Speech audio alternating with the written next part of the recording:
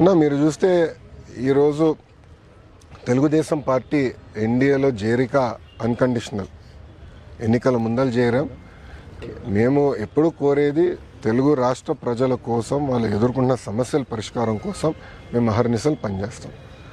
దాంట్లో భాగంగా విశాఖ ఉక్కుకు వచ్చేయాల. ఆనాడు ఉమ్మడి రాష్ట్రం ఉన్నప్పుడు విశాఖ ఉక్కు ఆంధ్రుల హక్కు అనే ఉద్యమం జరిగింది. అందరం అంటే ఇటు తెలంగాణ కానీ అటు ఆంధ్ర రాష్ట్ర ప్రజలు కానీ కలిసికట్టుగా పోరాడి ఉక్కు ఫ్యాక్టరీ సాధించారు. ఆ ఉక్కు ఫ్యాక్టరీ గతంలో వాజ్పేయి గారు ప్రధానమంత్రిగా ఉన్నప్పుడు ఇట్లనే పరిస్థితి వస్తే ఆనాడు బాబు గారు, ఎర్రంనాయుడు గారు సంప్రదింపులు చేసి విశాఖ ఉక్కుని కాపాడుకున్నారు.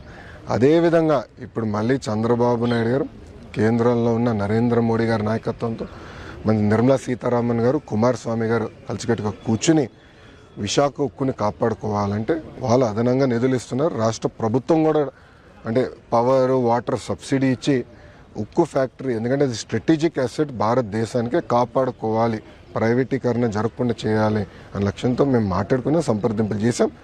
7 నెలల్లో సాధించుకున్నాం. మరిన్ని ట్రెండింగ్ వీడియోల కోసం న్యూస్ 18 తెలుగు యూట్యూబ్ ఛానల్ను సబ్స్క్రైబ్ చేసుకోండి.